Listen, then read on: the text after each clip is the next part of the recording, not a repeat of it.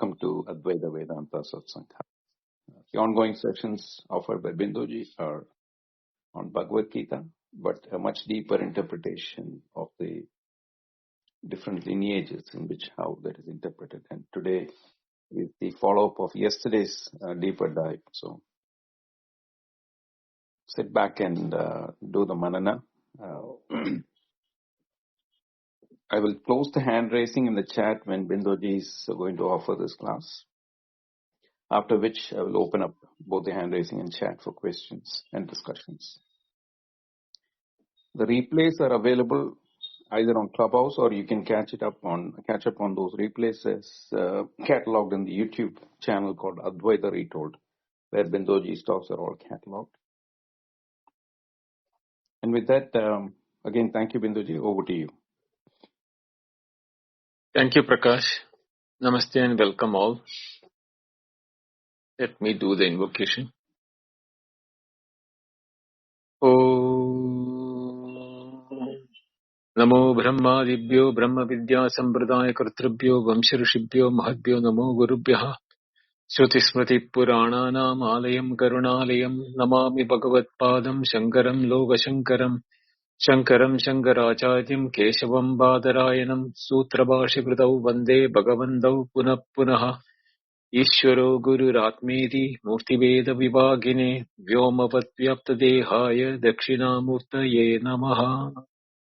Om Shri Guru Pyo Namaha. Gita Dhyana Sloka. Yam Brahma Varunendra Rudra Marutaha Stunvandi Devyai Stavai Vedai Sangha Padakramo Vanishadai Gayandiyam Samagaha Dhyanavastita Tadgatena Manasa Pashyandiyam Yogino Yasyandam Nabidussura Suragana Devaya Tasmai Namaha Devaya Tasmai Namaha Devaya Tasmai Namaha.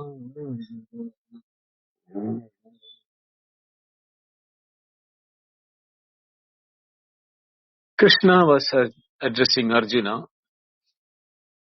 to uplift him from the despondency which he had shown in the earlier verses. Starting from 2:11, Ashocyan Anyashocastvam. From that verse, we have come to 2.15. We need to know this background, what was told by Krishna from Ashocyan to the last one which we covered in the yesterday's class. Then only the next sloka, that is 2:16, will make any sense. Otherwise, we will feel that Krishna is suddenly switching gears, going into philosophy rather than addressing Arjuna's problem. That is not the case. Only when we compare the statements of Krishna from 2:11 to 2:15, 2:16 will make a different feeling to us. Otherwise, it will be a statement of philosophy. What did Krishna say from 2:11 to 2:15? He said that there are two types of things.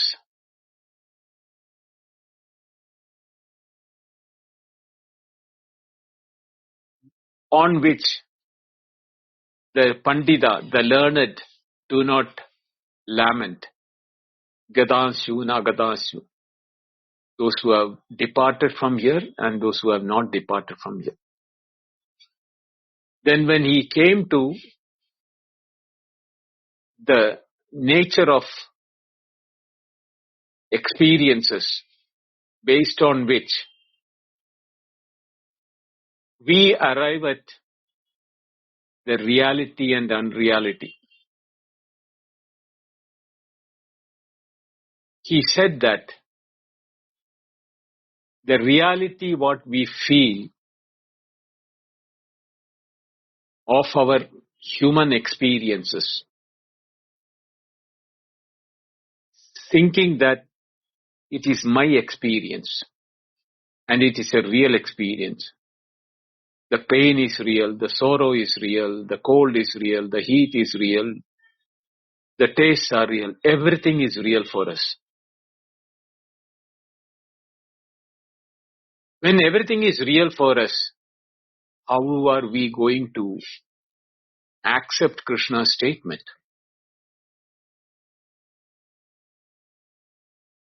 Krishna said that Matra Sparshestu Kaunteya Shitoshna Sukhadukkada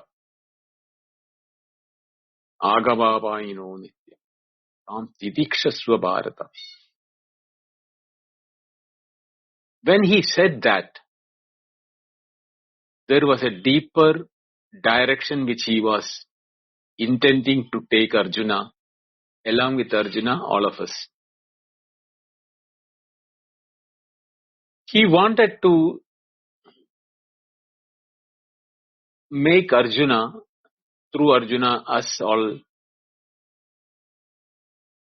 make a analysis of our every momentary experiences.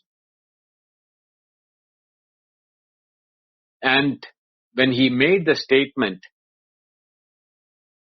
the experiences are due to the contact of the sense organs with the sense objects. They are natural. The nature of the eye is to see. The moment we open the eyes, we see an object or we have a vision.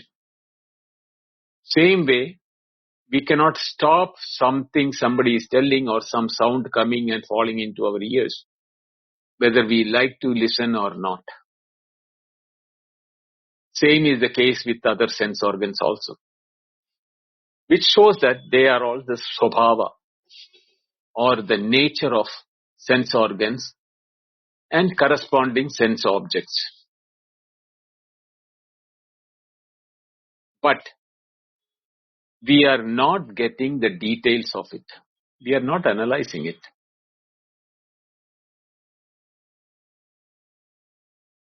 How do we interpret what Krishna said? As long as the subject do not get confused as it is his experience, these experiences can come and go.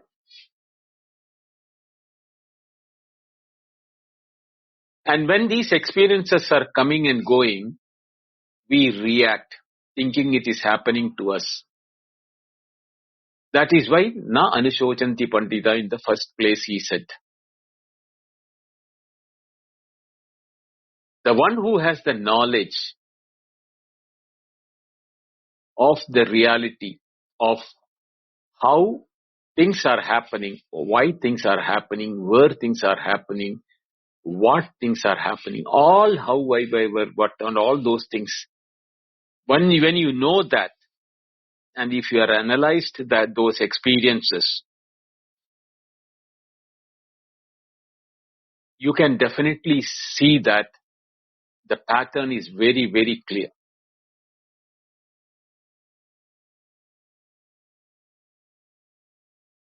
The experiences are there in the body level. But the subject, when identifies with the body, these experiences becomes his. and he reacts to that.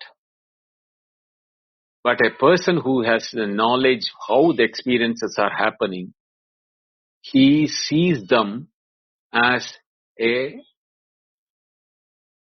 product of the nature of sense organs and sense objects. And he is mere president of those events. He is neither a contributor nor a beneficiary. He just presides over. The Krishna uses the very word, Maya Adhyakshena. That word is used by Krishna in the later chapters. But he didn't use it here. So what happens is that when we are seeing something,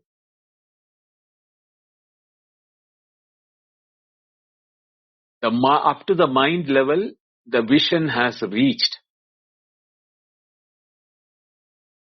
But if the awareness has not been presided over by the self, the individual self, in spite of the process of light falling through the eyes, reaching the mind, up to that has taken place, mind is not in a position to acknowledge it, know it, or receive it.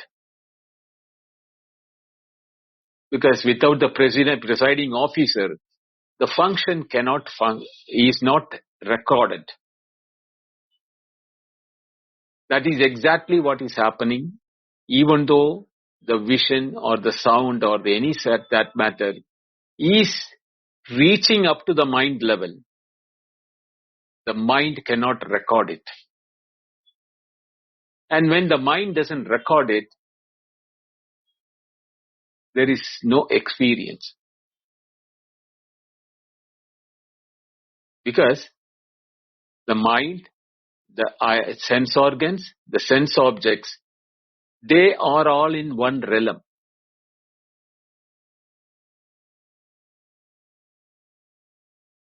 We are all familiar with these things. In spite of somebody calling our name, we don't hear it. In spite of somebody walking in front of our vision, we don't, recognize suddenly. We are oblivion to his presence there. Like this has happened, which shows very critically that me, the presiding officer or the consciousness awareness, has to be blessing through the mind for recording it. If it doesn't happen, the mind receives it, but it cannot record it. Now, how do we analyze these statements of Krishna? It's not very easy. Where is it leading to us? How is it going to? He is saying, Tan Tidikshasva. Please endure with, means please bear with it. Bearing is not suffering. Please understand that. Titiksha, the word, is very, very crucial. Even though the literal meaning is forbearance or endurance, we are not needed to undergo any pain or pleasure or any of that nature for forbearing that experiences.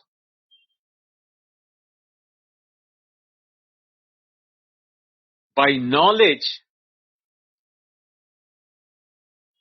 the experience becomes a nature or a natural phenomenon.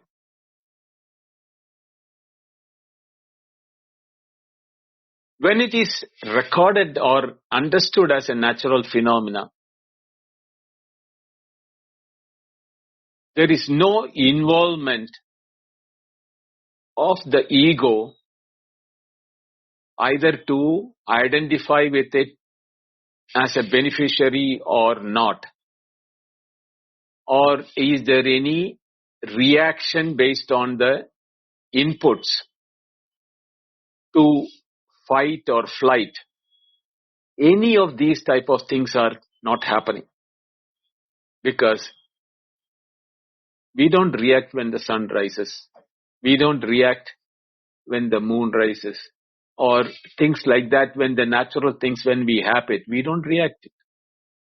But the moment we feel that they are affecting us, the rain is wetting us, we run under shade and take cover because we don't want to get wet.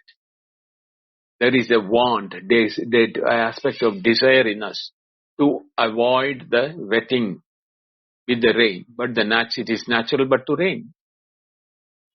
It doesn't mean that we need to go to the rain and get wet. That is not the intent. The intent is that things which are there are happening according to the nature's law. So the birth and death, in the war, somebody is getting killed, or somebody is winning, or somebody is losing. These are all part of that phenomena, what is called the nature.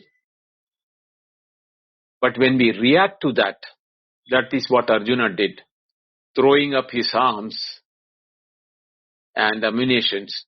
He sat behind the chariot because that was his reaction. From the desire not to kill his grandfather, teachers and brothers and cousins and everyone. There is a desire from his side.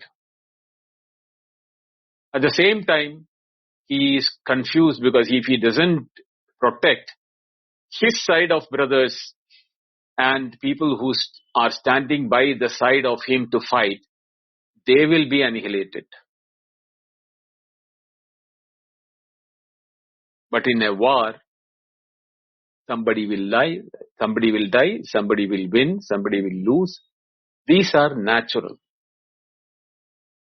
But if that is what the way in which Arjuna was told by Krishna, Arjuna would not have lost his despondency or the confusion.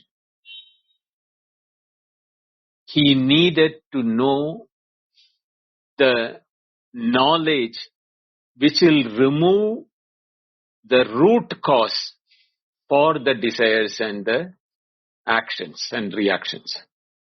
That root cause is ignorance. And that ignorance can be only removed when you know the reality of the natural what you call happenings. So he said that there are two things which are, one is fleeting and transient in nature, and there is something which is always permanent. Now he in the verse 16, he is bringing that aspect with a statement of fact which is called a pratiknya. Nasate vidyato bhavo, na bhavo vidyate sata. Ubhayorabi drishtandas. Tvanvayo tattvadarshibhihi. Na asataha vidyate bhavaha. Na, never, asataha, of non-existence. Vidyate is, bhava means happening. That means the unreal has no being or becoming. It can never. It is non-existent. So it cannot cause anything like that. Na abhavo vidyate sata.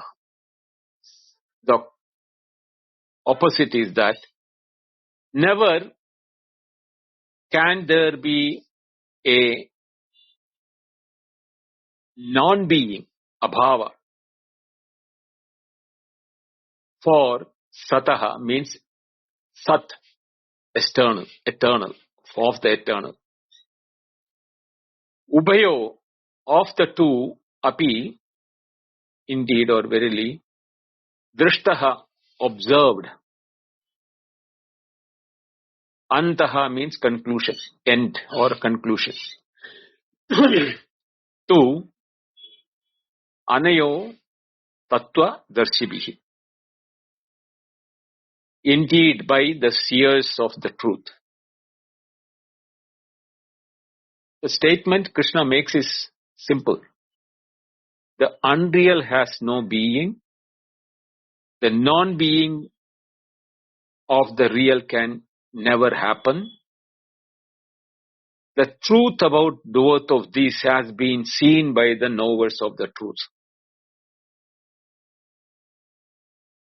Now, it is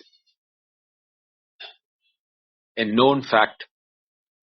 From non-existence, no existence can come. If there is something which is existing, it has to come from an existing thing only. From abhava or the absence, nothing can be produced or nothing can come out. The opposite is that from existence what comes out will be always existence. It can never produce a non-existent.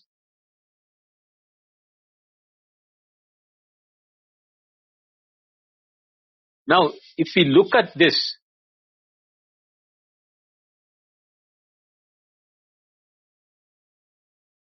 the existent rope can give rise only something which is existing. It can give rise only to an existing rope because all the time it is rope. Trikala padidam, or before, while seeing and later. It can only remain as rope. But if somebody is seeing it as a garland or a snake, from existent what is coming out other than that what it is there, it is non-existent. That has no existence really.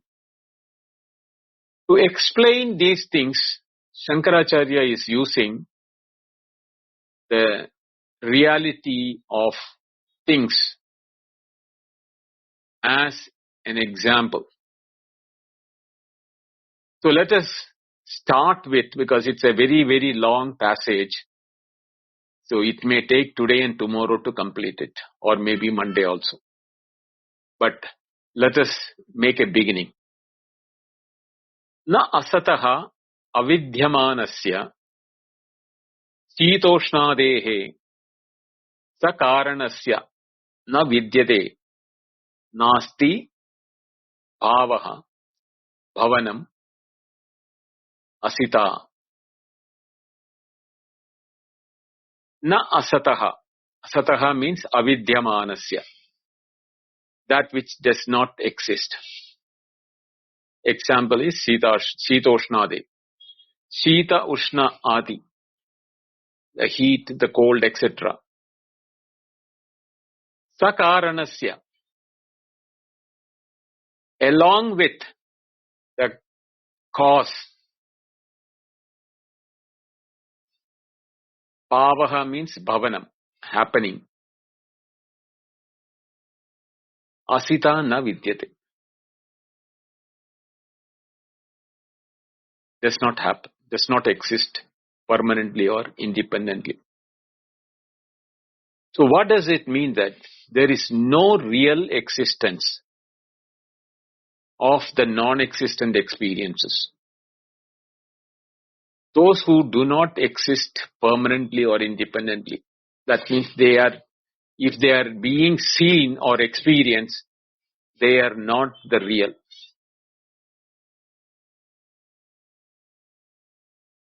Because heat and cold, along with their cause, sakaranasya. If the karana is not there, there is neither heat nor cold. So heat and cold along with the karana, along with the cause, only appears as long as the karana is present there. The simple meaning of the statement is that Shitoshnati sakaranam asad bhavati, Shitoshnati sakaranasya asataha bhava na kadabi bhavati. That is, the Shitoshnati sakaranam, the heat and cold along with their cause, asad bhavati.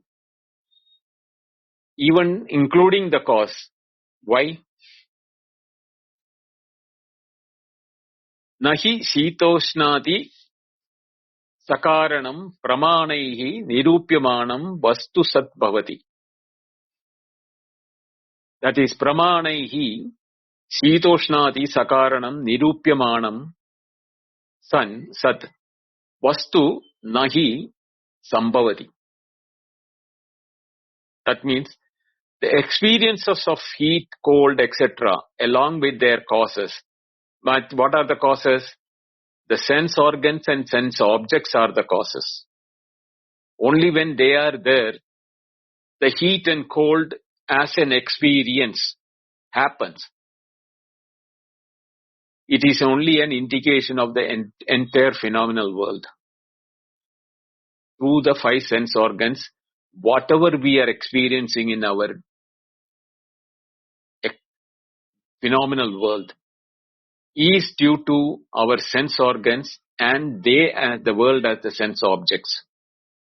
So these two put together contribute, become one unit as Sakarana experience with the experience with the cause. When we scrutinize with the means of knowledge, with pramanaihi, indeed, they do not stand as existing substance. Sat. They are not Sat.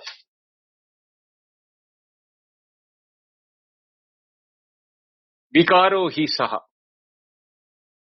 And vikarascha vyabhisharati.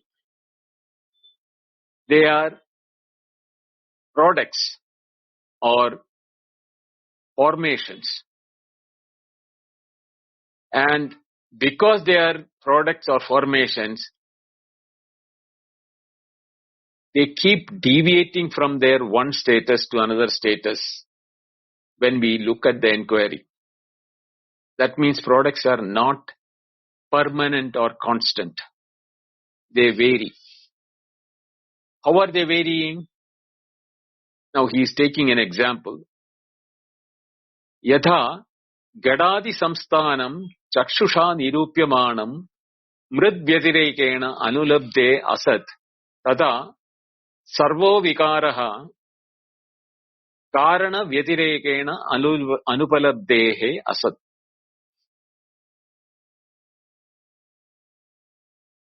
Means, when I make it into a prose order, yada chakshusha gadadi samsthanam nirupyamanam mrit vyatirekena anulabde asat tada sarva vikaraha karana vyatirekena anulabde asat. The English meaning is that just as when we form when the form of pot, samsthanam, including the lid, the neck, the pout, the sprout, etc., or other clay vessels. So pot is only an indication of other pot with. When it is analyzed with the eyes, pramanam is the eyes. Pramanam means valid means of knowledge. Because of its non-experience apart from the clay, that means the experience of the pot is actually experience of the clay with which it is being made. The shape, the name, the formation, everything is due to clay. So the clay is the karanam or the cause. So sakarana experience, in experience of the pot is due to the clay of the pot. If the clay had not been there, there would have been no experience of the pot. But the pot is really non-existent, or pot is unreal. When we do not have the clay and the pot is experienced, that type of an experience, we do not get it. All products are not experienced apart from their cause. So they are not really exist.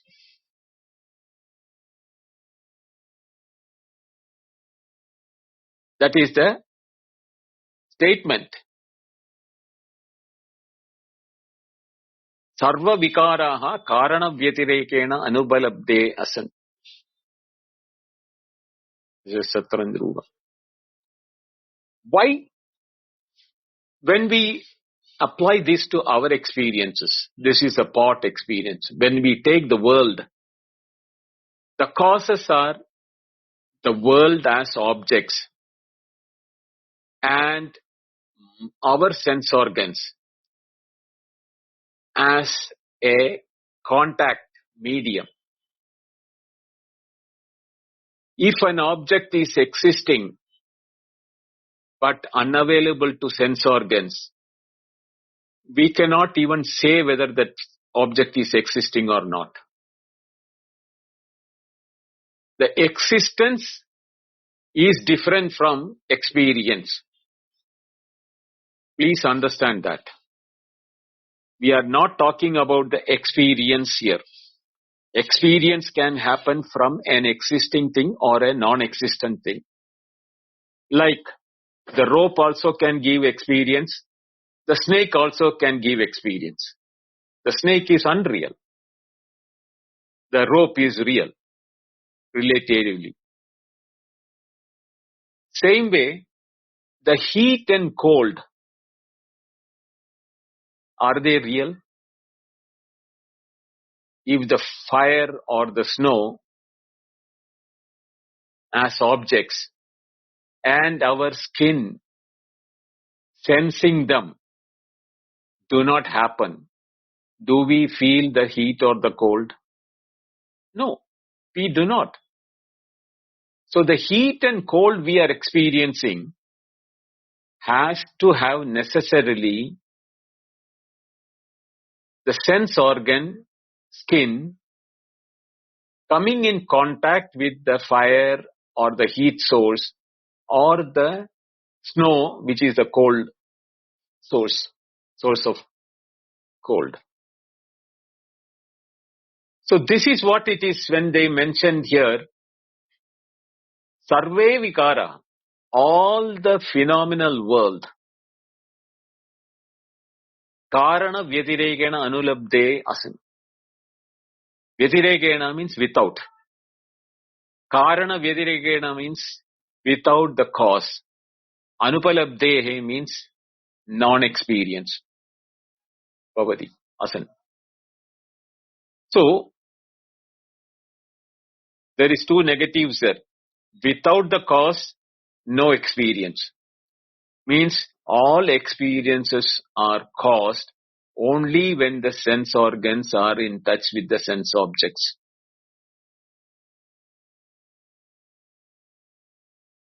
Janma pradvamsabhyam pragurdam cha anubalabdehe karyasya gadadehe mridadi karanasya cha tat karana vyatirekena anupalabdehe asatvam tat karanaha vyatirekena anupalabde asatvam. That is Janma pradvamsabhyam prag. That is before the creation or birth and after the destruction. Before the creation or after the destruction. Products such as the pot are not experienced. Gadadehe karyasya anupalabdehe. Therefore, it really does not exist. They are dependently existent because of the non-availability of the cause, will make them non-existent apart from their cause, that is when the non-existent, as well as its cause. By this reason, they also do not really exist. This is a very important aspect. Mridadi karanasya apicha tat karana vyatirekena mridaha karanat prithivvi vyatirekena anupalabdehe sarva karyasya asatvam. That is, the cause for clay is also a non-existent thing when the pot is not experienced. But when you are experiencing the lump of clay, instead of the pot, you are calling it as a lump of clay. I am not going into that aspect. The non-apprehension of the pot can only happen when the clay is also absent. So there is a relation for them to be interdependent. And when they are interdependent, one can exist, the other can non-exist is not a possible thing. Both of them have to have the same behavioral pattern. It's very, very, very tricky. Please understand that.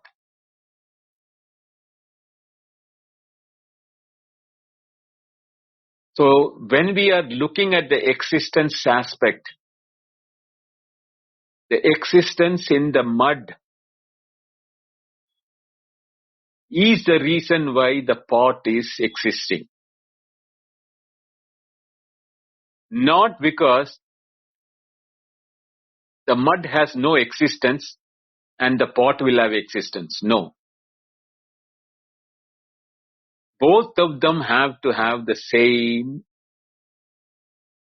parameters or qualities.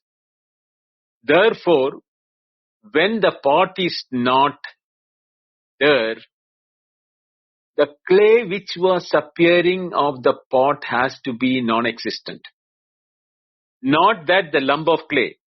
Please, immediately then the mind will go, if the pot is not there, the clay is there separately. No, I am talking only about the pot.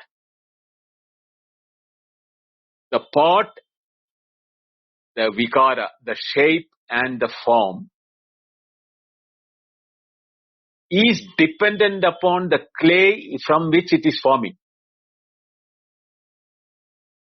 So when we say that the pot is non-existent, that means there is no clay which is appearing as a pot. So existence and non-existence are dependent upon the cause and the effect, the karana, karya. Tat sattve sarva bhava prasanga iti chet. Now the opposition is asking a question. There is a doubt. Is that since there is non-existence of the cause with its effect, there will be a situation of the absence of everything, leading to nihilism. That is the word, very simple Sanskrit there. Tat sattve, tadasatve, sarva bhava prasanga iti chet.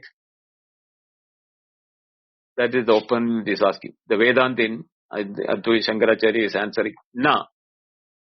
Sarvatra buddhi dvayo upalabde, dvaya upalabdehe, buddhi dvaya upalabdehe, sad buddhi, asad buddhi iti. It is not leading to nihilism. there is no occasion for nihilism. It is not abhava or the, what you call, abhava prasanga. Because of the availability of twofold cognition in every experience. This is the most important aspect. Every experience has got twofold cognition, or in every twofold cognition. What are they? They are existence cognition and unreal object cognition. This is what I was telling in the earlier statement. The pot is the existence feeling which we are having in the pot. But there is an unreal object called pot in that experience. What is giving rise to pot experience is mud only, or the clay only. So the lump of clay, if you look at it, the lump of clay is there, existence is there, and we are experiencing the lump of clay. Now the lump of clay also, when we analyze it, it will go further down. It is again formed out of Panchikaranam or Trivikaranam, or like that we can look into that aspects of formation of that cause material. Let us stick to the pot alone. So the cognition of existence of the pot is dependent on the existence of the cause, which is really the existence. The pot is unreal existence. The clay, which is in the shape of pot, is the real existence.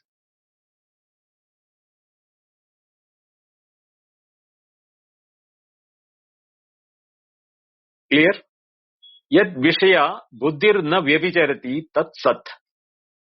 Now he is defining what is real and what is unreal. Yad Vishaya vyabhicharati tad asat.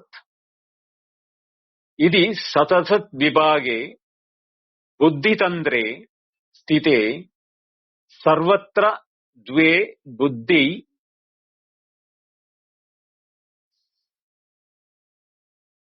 sarvar upalabhyate samanadikarane na nilolpalavat san ghataha san pataha san hasti iti evam sarvatra. He is making a sweeping statement here. Yad vishaya buddhi na vyabhicharati tat sat. That which does not deviate and giving rise to cognition is called sat. That is not deviating under any circumstances. Deshakala, vastu. All the three, if you take it, that is space, time and object. It is consistently the same.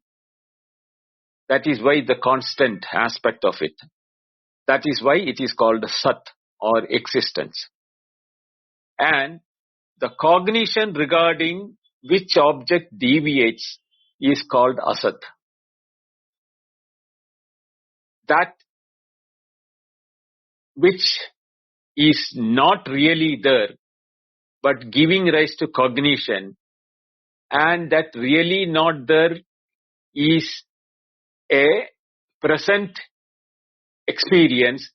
It was not there earlier, it is not there later, but experienced when cognition is taking place. That type of cognition can never be called sat or real. It is called asat as per the definition. So keep in mind the definition for what is the reality and what is the mithya. or the unreality. Unreality means it is not that it is not giving rise to cognition. Currently it is giving rise to cognition, but it is vyabhichara. It keeps changing.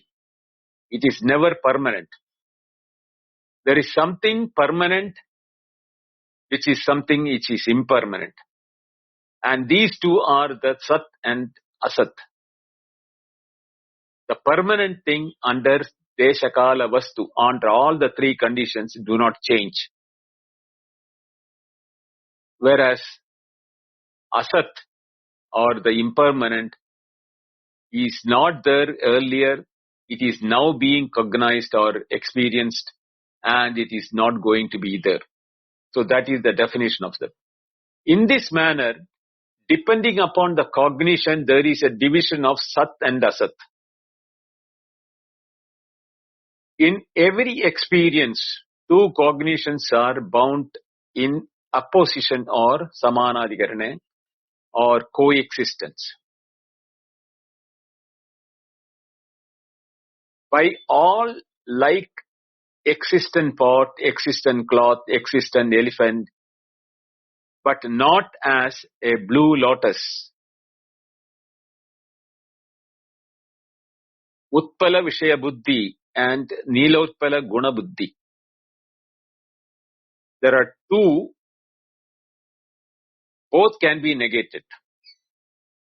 The lotus and the blueness in it. Both can be negated. In this manner, every word or every phenomenal experience, we can see that the two cognitions are coexistence. The existence of which is permanent and non-changing, that is the Sat, and the objects which is being contacted by the sense organs, they are changing in nature. The whole phenomenal world of experience, including our body, our thoughts, emotions, feelings, the world of objects sensed through sense organs, the world of objects sensed through our internal sense organs like the dream, all of them are impermanent. But there is a existent aspect to them, because they are dependent on existence. When we say that the cognition is, the dream is happening, that time we have a feeling of the dream is real. We have a feeling of the world being real when we are in waking. But the world of waking is gone when we are in dream. And when world of dream is gone when we are in the waking. And both are gone when we are in deep sleep.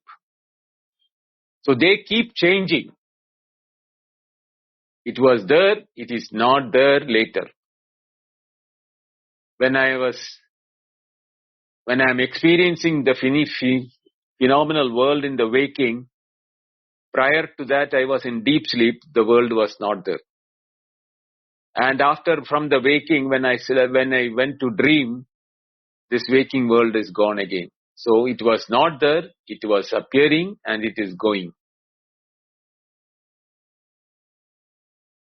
But they are all dependent upon something called existence, which is called Samanadhikaranam. Samanadhikaranena. Prakara Vachi Tritiya. Okay. Prakarena Samanadhikaranena.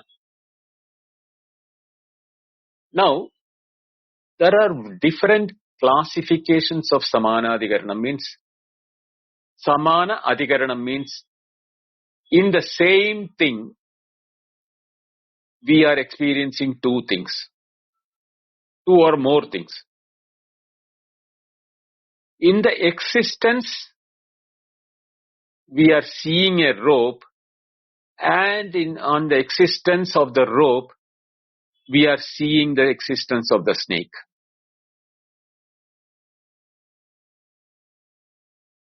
So, the existence based on which we are seeing the rope and the snake is called the Samanadhikarana. Now, there are 4 kinds of Samanadhikaranya.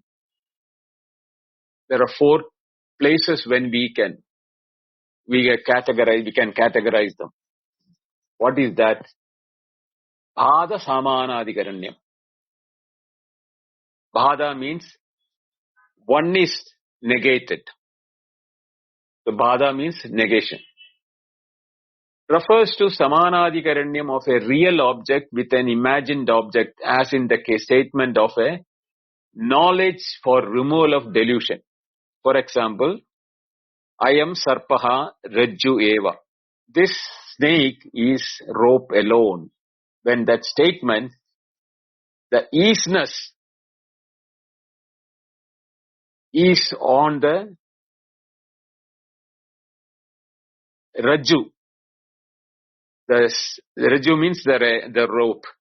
The Sarpa, the snake, is an appearance as a delusion. And that is being negated because that doesn't last. Therefore, it is a removal of delusion. Is called Bhada Samanadhikaranyam. Then the second one is Adhyasa Samanadhikaranyam. Adhyasa means imagined. It is not delusion. Delusion is different. Imagination is different. Snake was not imagined. Refers to the Samanadhikaranyam of an imagined object seen as real, as in the statement of delusion. For example, I am Sarpaha, I am Amshaha, refers to as Samanya Amsha of Rajju. So there is Samanadhikaranyam of Samanya Amsham of Rajju with Sarpa. This is a bit tricky to understand. It is one rope, but part of it is in the darkness or in a dim-lit place. So when the well-lit place, you are seeing the rope, but the partial lit place, Amshaha, which is the other part of the same rope, you have a doubt. You are imagining it is a snake. That is an adhyasa. You have the knowledge of the reality, but you are also imagining the snake on the remaining aspect of it. It can be rope or it can be snake. You are not really sure. Therefore, and there is an adhyasa on that side. But on the rope side, there is no adhyasa.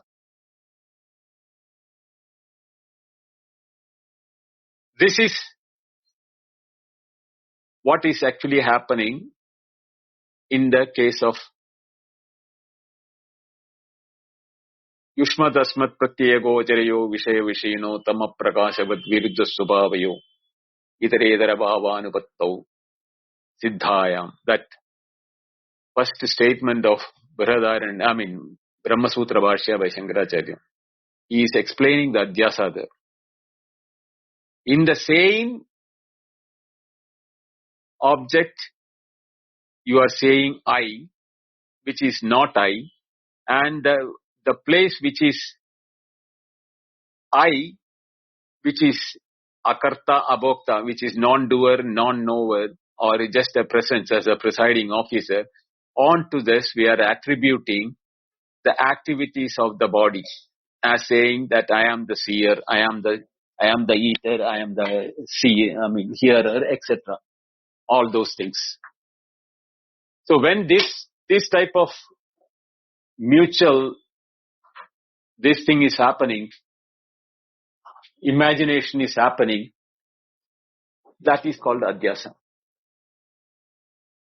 The third one is Visheshana Samanadhikaranya.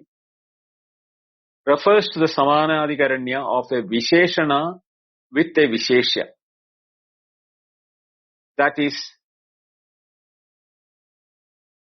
the blue lotus. The blueness is not of the lotus. The blueness is a quality, Visheshana. It can be on a flower other than lotus, or it can be on the sky, or it can be on a cloth. It can be anywhere. But that blueness is now attributed onto the lotus, Visheshya, the substratum. But that itself is in the substratum of the existence of the lotus. So, the blueness is existing on the lotus when we say that it is called the Visheshana Samanadikaranya. Then the fourth one is Aikya Samanadikaranya. Refers to the Samanadikaranya to remove the apparent contradiction between the two individuals or things identified by words used in juxtaposition indicating the identity between the two references. For example, Soyam Devadatta. That John is this John. When you say that John whom I saw yesterday is this John. That is the statement. So, Aikya Samanadikaranyam. In the same John, I am now bringing two things. What I saw as yesterday and what I am seeing today, right now. Soyam Devadatta is the Sanskrit statement. This John is that John in equal to English. So this and that both are put on the John. Aikyam. For the one person, we are putting both this thing.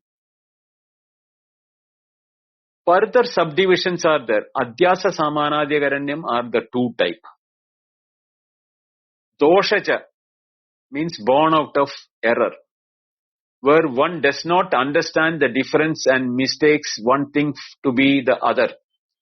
Doshaja Samanadikaranyam. Yada ayam sthanu. This post is a ghost. That the difference between the post and the ghost mistaking for the doshaja. It is born out of the error of seeing or understanding.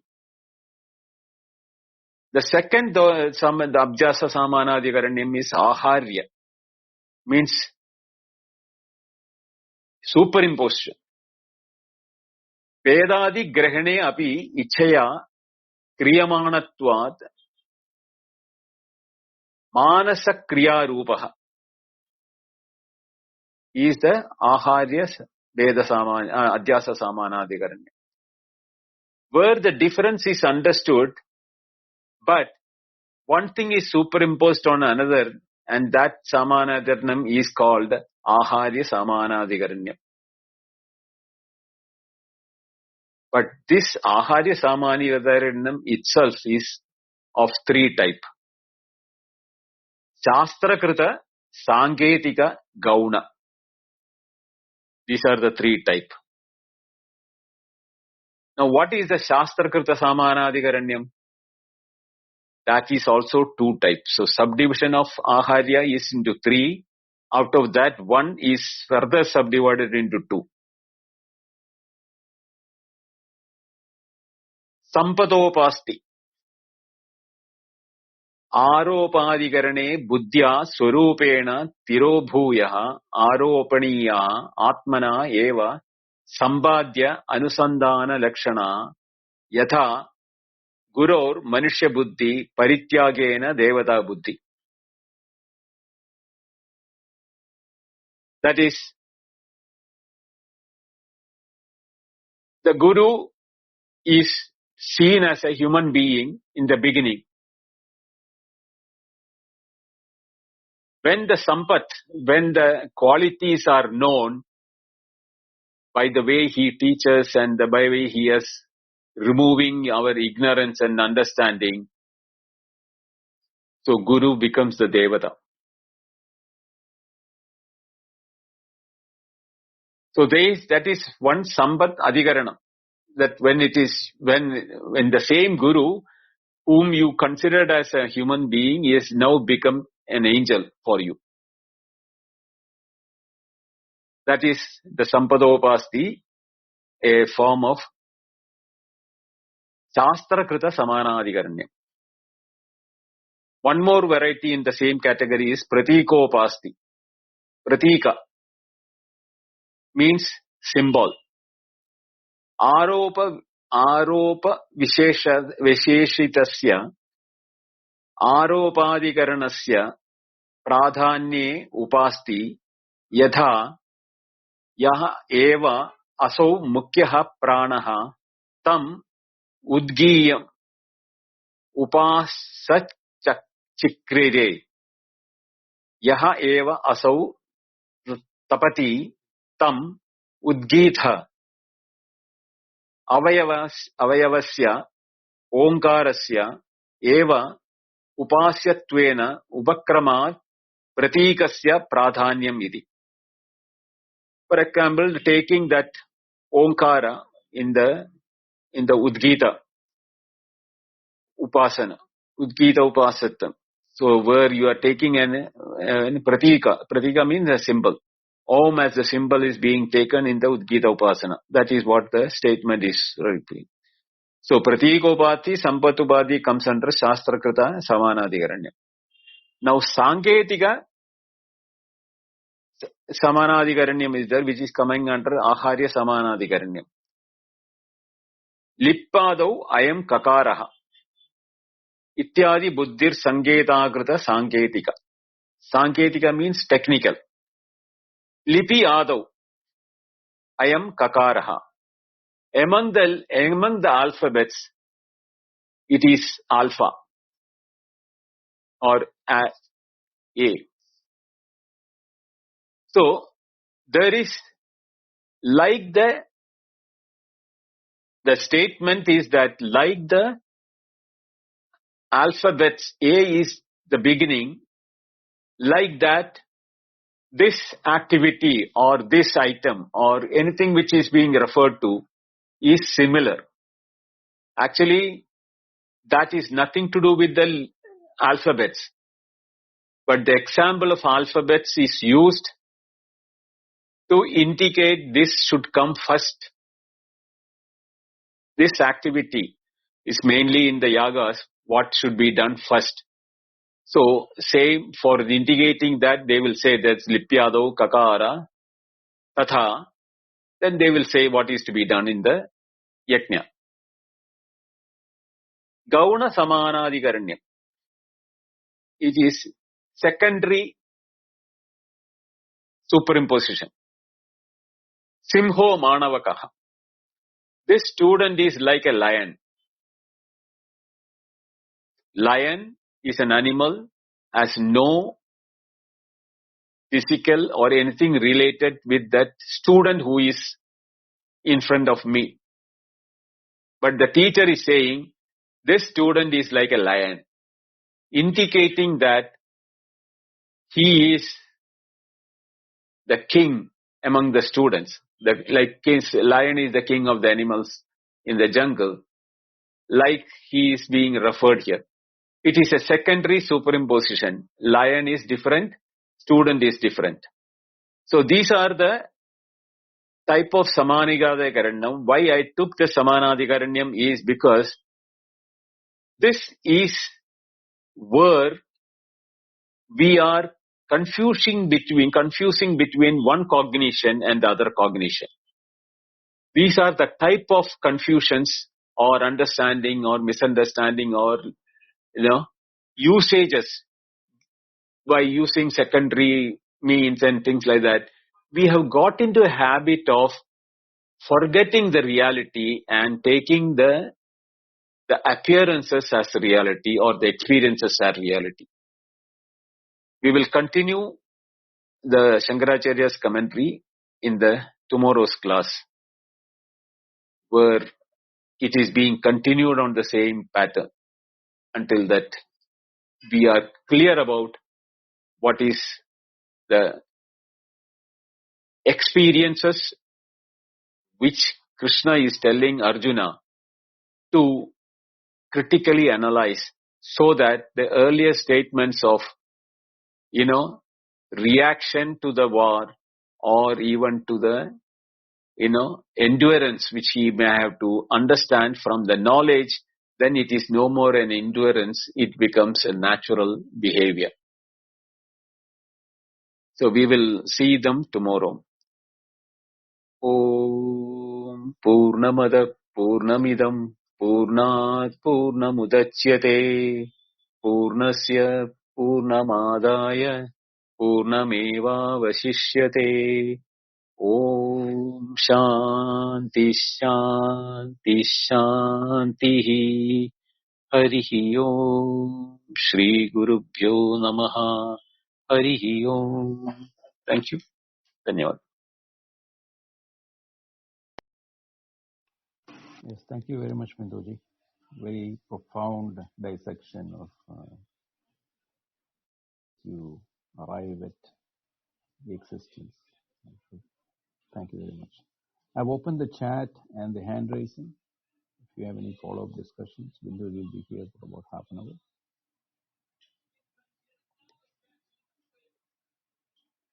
Namaste. Okay.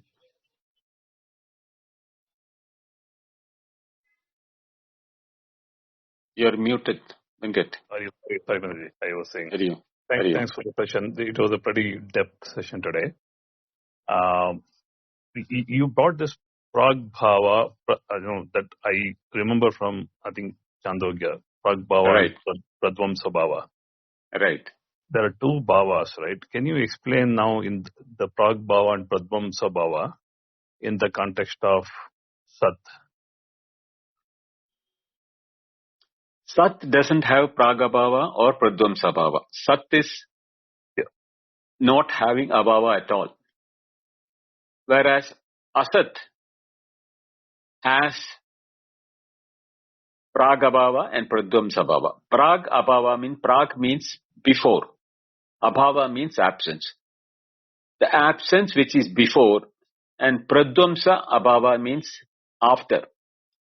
So we have an absence before it, absence later. In between it is not absent. So cognition is taking place. Now, for example, take the pot. Before coming into the shape of the pot, there is no potness. What is there is clay. And when the pot is broken, we will see the broken pieces there. But the potness cannot be experienced by us. So the potness is experienced only when the pot is existing as a shape of the pot, which depends upon the clay from which the pot has been made, and the existence which we experience in the pot is not of the pot, because pot is not there at all. That is what is the most important aspect, which we will come to tomorrow. The pot is not there at any point of time. All the three times what is there is clay. Earlier it was lump, now it is in a particular shape, then later it is in another shape. So when the three states it is not there, all that is remaining is the clay. How do we say the pot is there? That aspect is what we have to understand. Very logical, but very difficult to deny, because all our experiences are based on this. The potness is what we are experiencing, and we have utility value, artha kriya karitam of the pot, etc. But the utility is not due to the potness. It is due to the quality of the mud. If it had been say the potness has been made of ice, and if I am filling up water in the pot, the ice and the water will become one. The potness will not be there, for I cannot carry the water with the pot of ice. Right?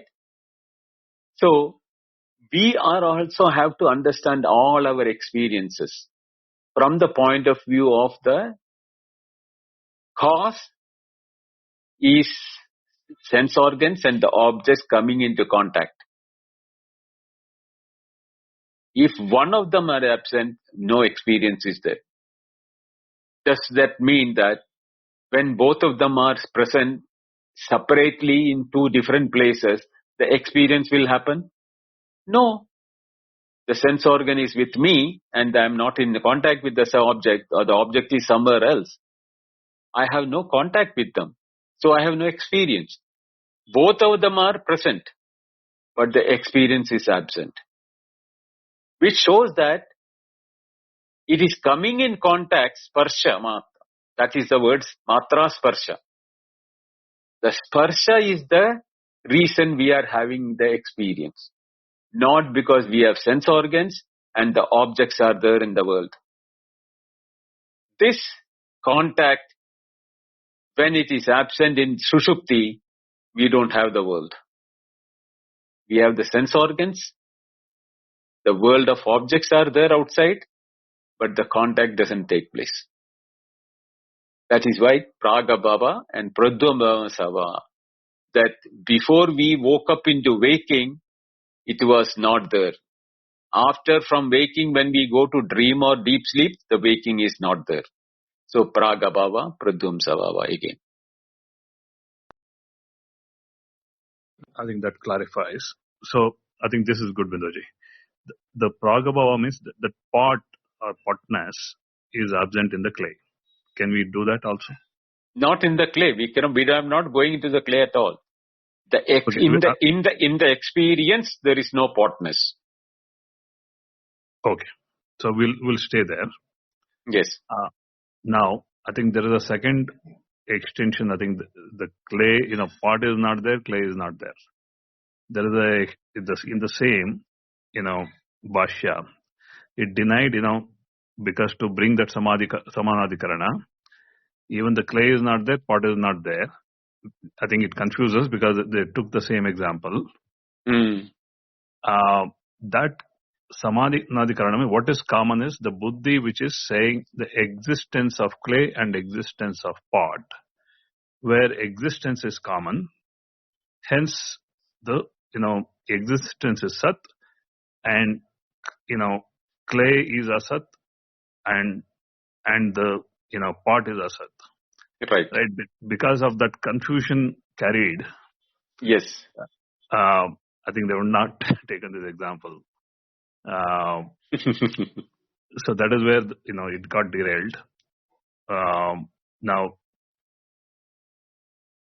the Pragabhava to do with the the same part, the existence, absence of that, you said, right? Prag-abhava, and Pradvamsabhava is to do with the deep sleep. Yes. Pragabhava is also deep sleep or dream. I mean, other than waking. Other than waking, okay. Because waking is not there either in dream or in deep sleep. Can you take any other example for these two? Okay. Before the pot came into existence, potness was absent. And when the pot is destroyed, the potness is not there.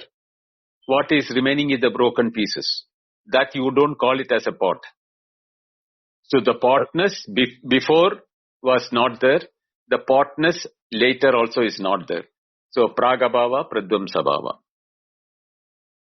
The destroyed pot is Pradvamsa. Yes.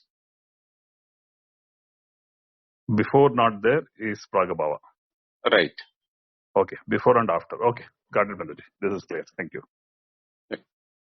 Thank you, Venkat.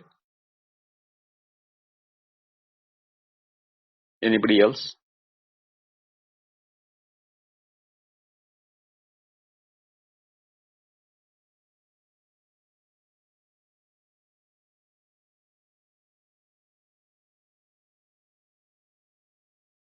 Namaste, Anu. Namaste, Vindoji.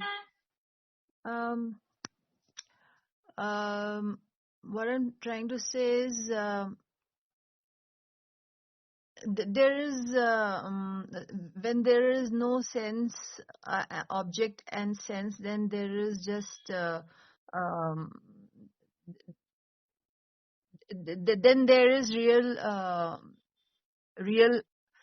I which is not recognized, and there is just isness, you can say that crudely, um, but but um, that state is like so rare. Like in waking state, most of the time sense objects are in contact, and there is a feeling of existence. I like every sense organs sense tries to grab something, some object, and so it is always I, me, mine.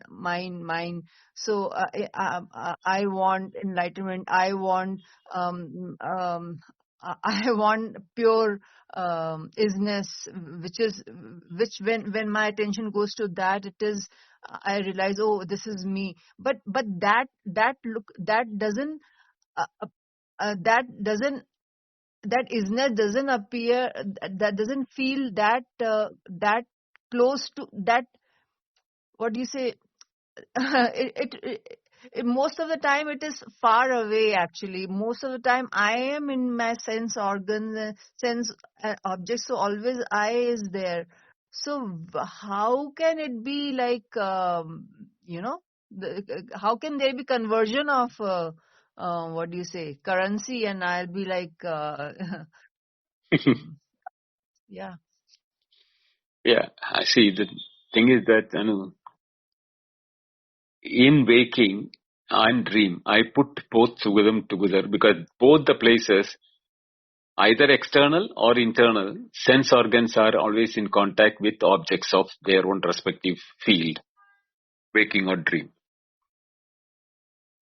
So we can never experience the easiness, which is technically getting proved by Shankarajarya in tomorrow's part of the lecture. Why we are not able to do that? But the only way we can know about it is by analysis and what you call a shifting of our attention to the substratum. Now, I'm not going to that commentary now, but will give you an example. We are never bothered about the space. We are not even acknowledging and thanking the space for existence. I'm not talking about the real existence. I'm talking about the space, existence of the space. In the space, everything is appearing or coming into for expression purpose. They depend upon the space for their own existence. The space is also existent. That's a different issue. I'm not going to that side. But how will we know there is space if there is no objects?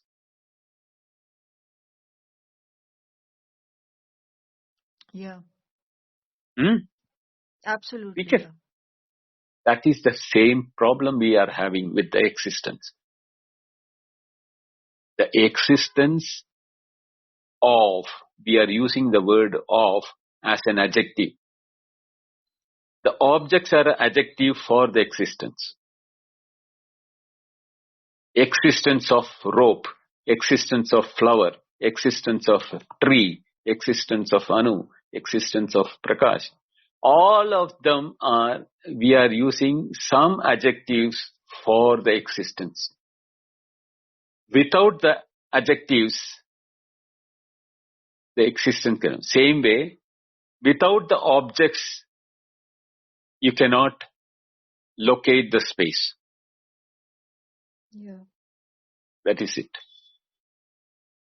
Yeah, but my existence of Anu is, I can see it is unreal. Actually, the unreal, but the whole existence itself appears is a lie, because it is watchable, like it is watched, like in dream it's watched. Right now it is being watched by the same thing.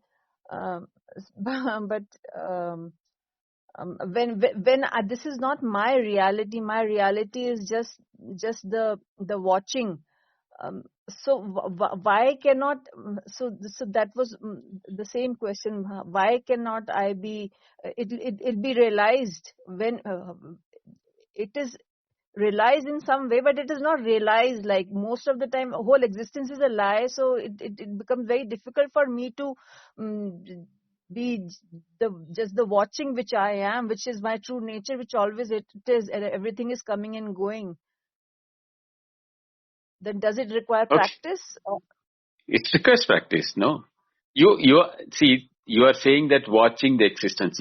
Are you seeing the existence as an object?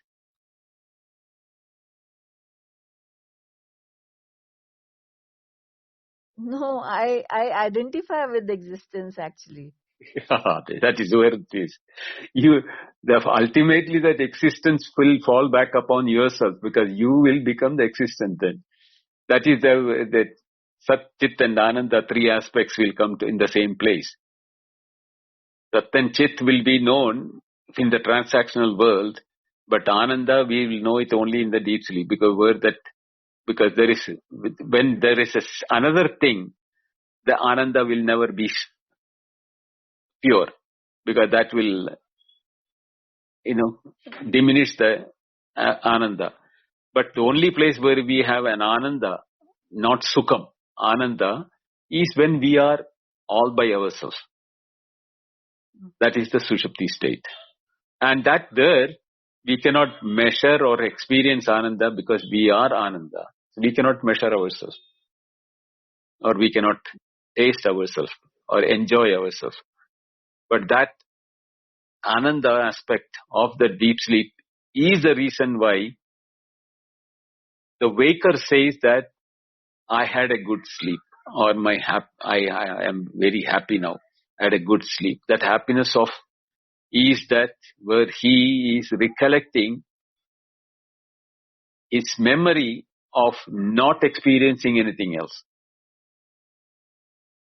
Mm-hmm. That unadulterated state, Prajnana Ghana or Ananda Ghana, which we can say that. Yeah. So as a waker, I identify myself as a waker and as Anu, and in my waking hours. So I feel it's always going to be like bhakti. Basically, what I am, what myself is, it appears like God, something which which is like, I would say, I would say God. So there is no way Anu can be. Um, um, by effort. I think through bhakti only. I think, or through surrender, through devotion, anu-ness can dissolve. You can say that, but that bhakti is parabhakti, not the bhakti which we are familiar with, like upasana, this thing, murti upasana or nama upasana or anything of that type. That is atma upasana. You are devoted to yourself, or you are enjoying yourself.